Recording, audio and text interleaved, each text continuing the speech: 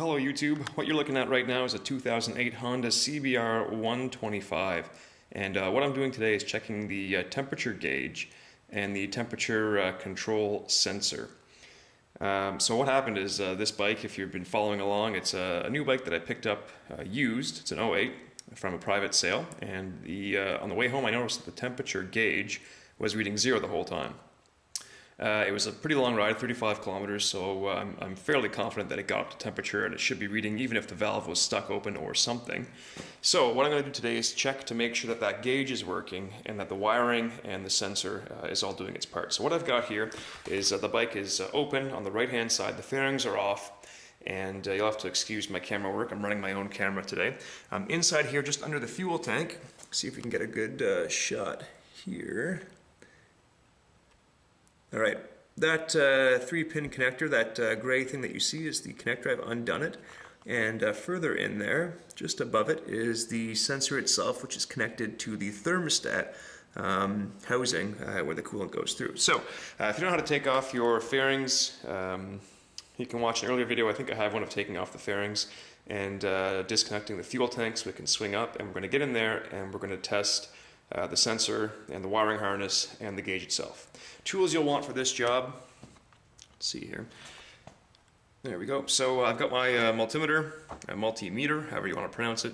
I've got a spare wire here which I'm going to use to ground it, a clamp because I'm working alone, a flashlight which is always handy getting under that bike, and I've got a little flathead screwdriver which I'm just going to use to help take the 3-pin connector off. I've already done that, but I'm going to explain it anyway. So let's take a look at that, and pardon the number of shots I might have to take to get this right. As I said, I am running my own camera today.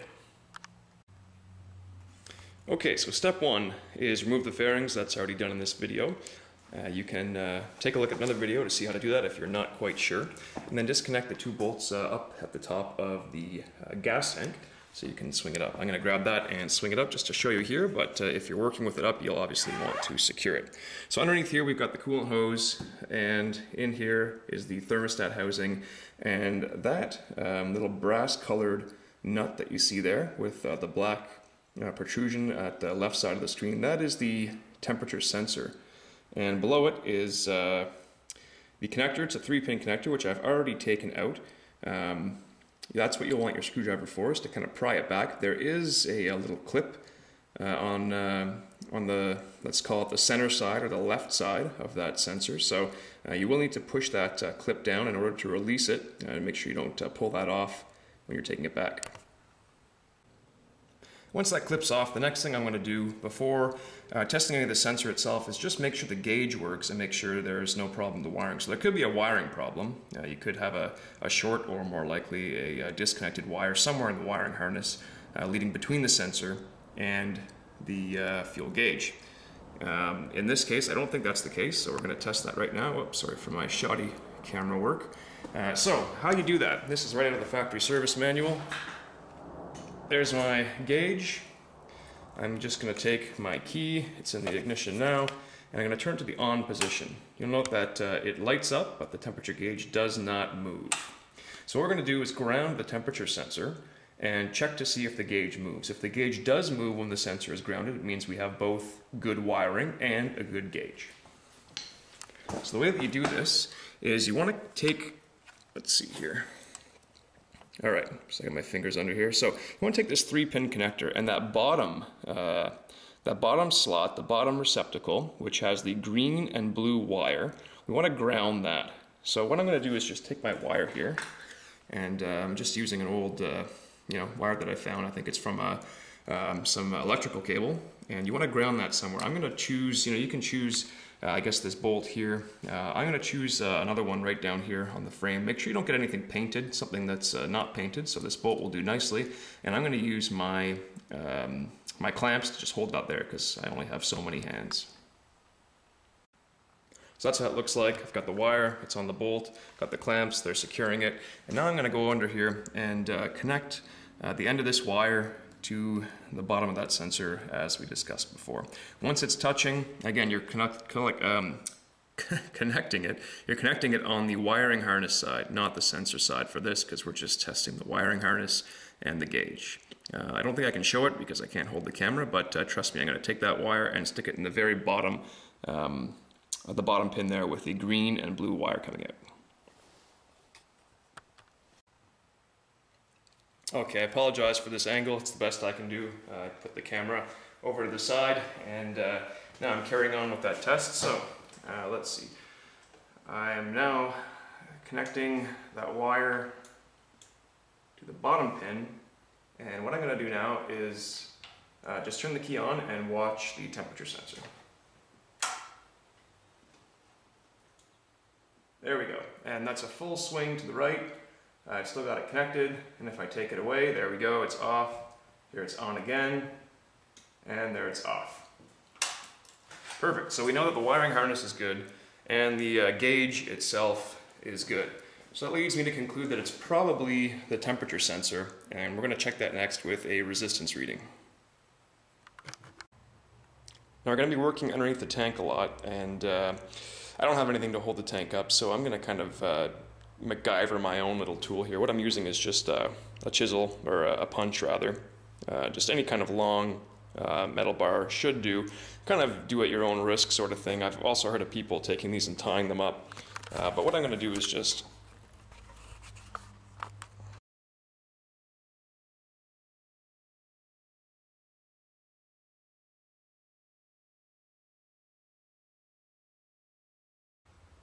Alright, so now I've got the tank propped up and my sensor disconnected, and what I want to do now is use my multimeter to check for a resistance reading. Alright, so this is a pretty poor shot. What you're looking at is my multimeter upside down, because it's the only way I can get the screen. It's leaning against the bike, and what I'm doing now is I'm going to be testing the ECT sensor itself for resistance. So I've got one lead that's going to go on the ground, kind of the bolt that you used before, that we were testing for ground. That's perfect. And the other one is going to go on the sensor side, the same port we were testing earlier. So not the wiring harness side, but this time on the sensor attached to the housing. And it's going to be the pin that's furthest right, I guess, if you're sitting on the bike. So it's the same one we were testing before, it's just the male version on the sensor side. So let's see what we got here. Kind of tricky to get to. So I've got my ground. And there we go. Oh, okay, so I'm getting a reading of some sort. But for some reason it's only lasting kind of half a second. Now I'm touching it the whole time. So, okay, so what's happening is as I let go, I'm not touching anything now. As I touch on the lead there, the reading comes, and I'm still on it right now, but it's gone. So I'm off again, I'm touching it, there it is, and it's gone. I'm off again, I'm touching it, there it is, and it's gone. So I'm not sure why it's doing that. It should be giving me a consistent reading the whole time, something below 100 ohms. So my ohm meter is set at 200 right now, which is my lowest setting, so I am getting something, but it's disappearing right away. So I've come up with another way to try to test the resistance here. For some reason that one wasn't working really well for me. So down here I've got my same receptacle, the 3-pin connector, and what I'm going to do is I'm going to snap it back on, okay, and get it to click there. Sorry again, my bad camera skills. There, it's back on now. And that same lead we were testing before, the wire that's blue and green, it runs all the way through the wiring harness and it ends up underneath the console, underneath the temperature sensor. And if yours is open like mine, you probably can't see it here again in this video, but there are 3 screws there, 3 wires coming in, and again the rightmost one, when you're sitting on the bike all the way to the right, is the blue and green one. So I'm going to put one lead of my ohm meter up there, and I'm going to ground the other one, and that should basically do the exact same thing as testing it right at the source, right at the sensor itself. Alright, so let's do that, and I'll reposition the camera.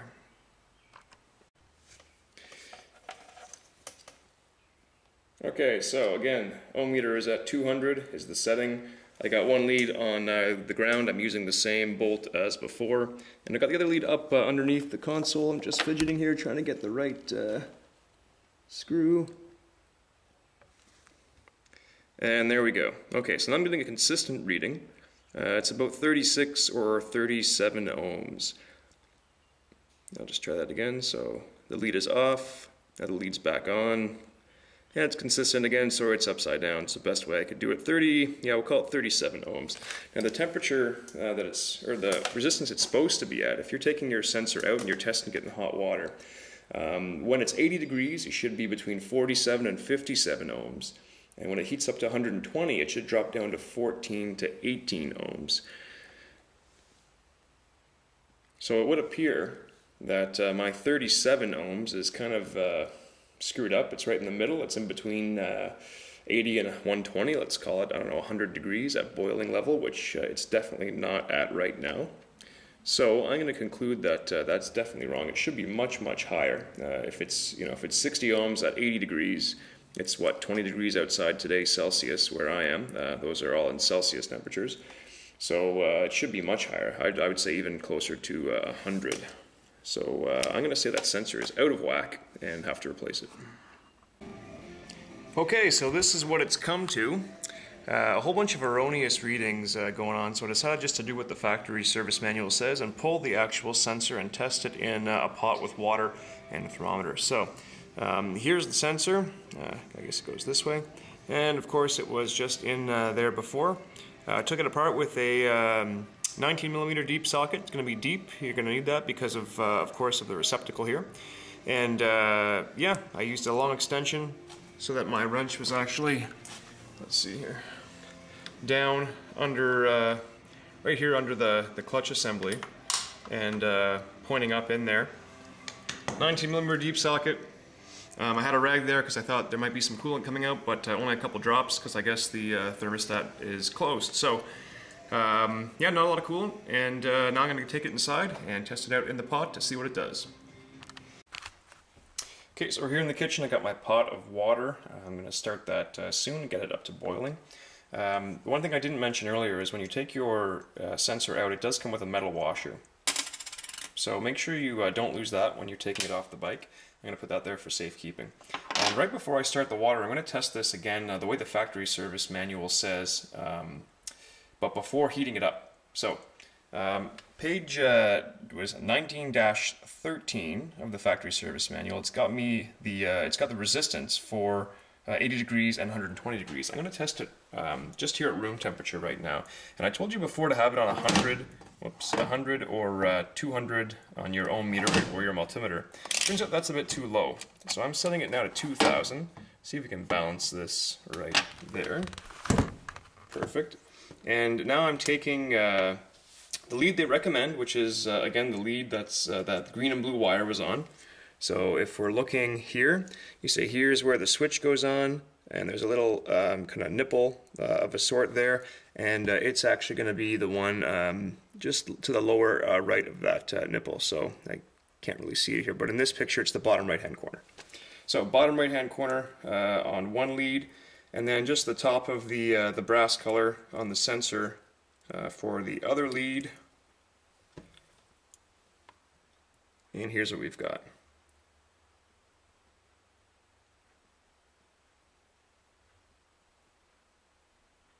So I'm probably not getting a very good connection with my two leads, but it looks like it's hovering between kind of at the 450 to 600 ohm range, which means that when I had it on 200 before, definitely wasn't giving us good result. So now that that's set, that's our benchmark, we'll start heating the water and see what we can get at 80 degrees and 120 degrees. So the factory service manual says throw it in here. I got my temperature in there. Right now it's at 48 degrees, 49 degrees Celsius, and it tells you don't let the sensor touch the bottom of the pan. So I'm going to try to suspend it in the water here with a pair of needle nose pliers. I'm going to throw the lead in between the pliers and the top of the brass, and I'm just going to take the other lead of my multimeter and just touch it to the right pin at the right time. So I will do that and leave you to see over here what it looks like. Okay, the thermometer's now at 80 degrees.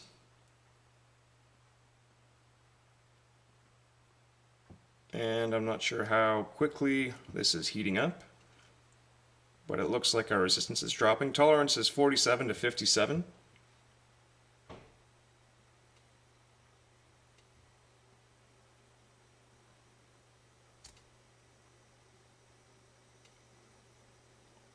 And we are fast approaching that. Thermometer is showing 85 degrees right now.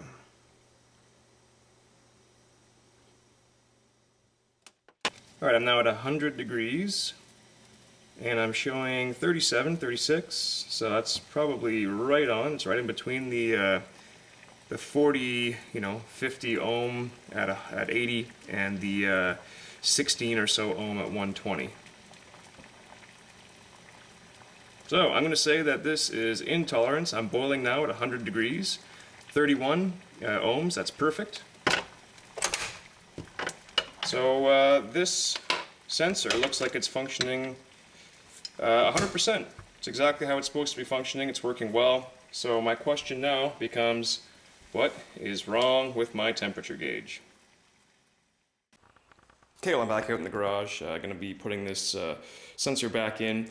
I'm really stumped about what's going on with this, but I hope this has been a great video on showing you how to do a few tests. Maybe you got lucky with the wiring harness or the temperature gauge test that we did earlier, or perhaps your sensor is malfunctioning and that was confirmed via the boiling test or the resistance test. So the only thing I can think of left for this bike for why it's not functioning is maybe the thermostat is stuck open, or maybe it's just not getting hot enough. The way to check for that is I'm going to run the bike around a bit and then just check the hoses on either side of the thermostat. So I think this will be I think the flow goes this way.